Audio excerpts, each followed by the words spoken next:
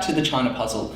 Today in this video we're going to be going through and taking a look at what we've been discussing over the last year, all the kind of issues that have played out, and kind of try and sum it up if we can, try and put it into neat brackets. There's so much has happened in a short time, and it's kind of escalating every day in terms of the way the nature of different countries' relationships with China are framed, and China's role in the world as a leading global power.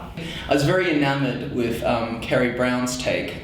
So we had Kerry Brown previously. He's the director of the Lau China Institute, and he liked to contextualize China's competition, emerging global superpower, as the three C's. So he had it as cooperation, and we were looking at the issues that we're cooperating with China, the West. Then we had competition, which is like, where there's obvious friction and they're not seeing particularly eye to eye. And then there's conflict, which is clearly, there are a couple of red lines that we're having strong words about. So within this kind of context of the three C's, I think it's a really great way of kind of just discussing China and kind of looking back and reviewing on it. But in our next video, actually looking at the horizon of it. Yeah, definitely. So, let's start with cooperation. Under the Trump administration with China, I guess a period of tension between the US and China, the trade wars that preempted COVID breaking out, which were pretty harmful economically for the two countries. Then we've had US President Joe Biden come in the last few months and I guess have a new approach to China with cooperation, making a bigger effort, putting the Paris Climate Accord back on the agenda, and just in the last couple of weeks coming out with China and the US saying that in a joint statement, reaffirming their commitment and cooperation on climate action and really emphasising the urgency of this issue and that other issues shouldn't get in the way of action in that area. Yeah, and I think that's very important that, if we can achieve success in one area, it might lighten the load in the other two areas. I think competition is good. That's a firm believer in competition. So I think that's an interesting step to the next kind of C, which is, where do we see, in this post-COVID recovery, where are we going with that? I think we've seen a lot of countries realize they weren't self-sufficient in industry. For too long they've relied on China's manufacturing power. And I think countries aren't willing to put themselves in that position anymore. And I think we see that in kind of like, countries kind of walking away slightly from a global approach to trade.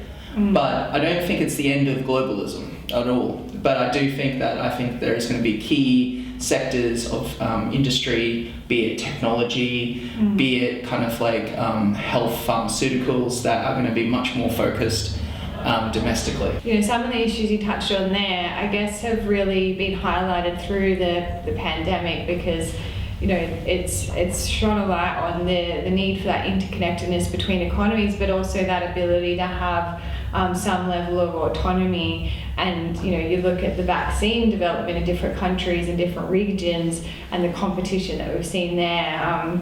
I think it's a new era, as you're saying. It's not the end of globalism. We have seen more self-sufficiency and potentially this wake-up call that we can't sort of have all our eggs in one basket trade-wise, which we've seen through some of the Western countries' dealings with China's and the trade sanctions we've seen in some sectors, which has been really harmful to countries like Australia.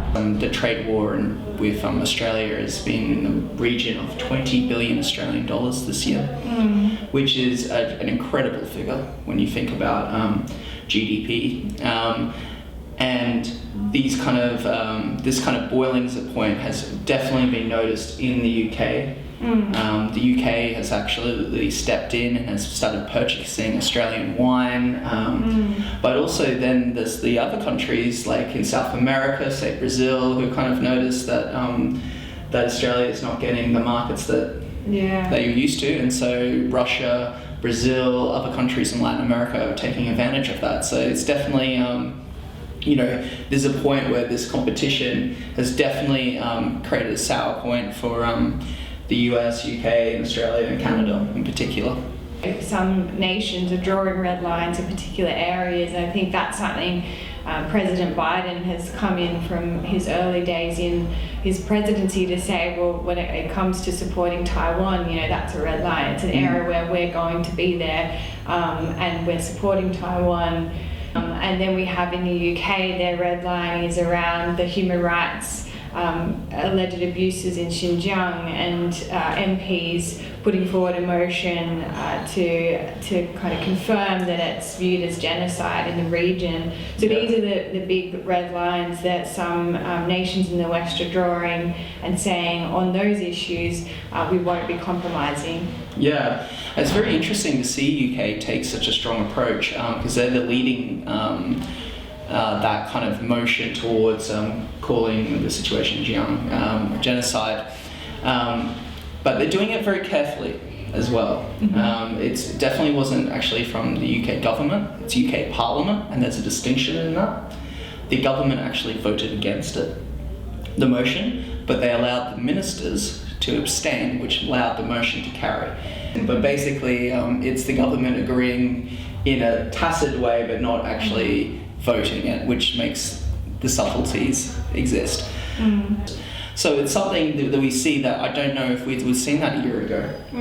I think that's a real fundamental shift that it's a cross-party support decision that's a red line. Yeah, and staying in the UK, I think on those red line areas, Hong Kong has been another one because of the historic ties between the UK and Hong Kong and support for Hong Kong democracy, and that's an area where China's really, from Beijing, increasingly intervening in Hong Kong through its national security laws. We had the response from the UK offering British national passports to Hong Kong citizens. So again, an area where there's some clear differences of view or values that the UK is being quite strident on, and I guess in a way kind of compartmentalising these political issues in difference to its economic relationship. Yeah, absolutely. I think that is one thing they're making very clear, is that yes, China is no longer a country that they feel that they need to support in its economic, because it is competition now. They are competing powers. And they actually showed that most recently, Dominic Raab actually has reduced state aid to China by 95%. They see China as a force of competition now, and it's something they outlined recently in their foreign policy paper. The Integrated Review, a big statement. So these are the kind of things that have been happening just over the last 6 months, which is just, it's amazing that we could go on for another 2 hours to talk about all the details of this. But I think going forward, understanding within the context the 3 C's that Kerry Brown has kind of outlined, I just think that's a really great way of seeing this through, is the 3 C's. Yeah. I mean, we should probably stop there because there is so much to unpack, but I think going forward the China puzzle will be delving into these issues, breaking them down, and looking within that framework and getting some experts onto the channel from a different perspective, from academia, from government and from industry, so that we can really understand going forward how this relationship with China is unfolding and how its influence on the world is impacting all of us.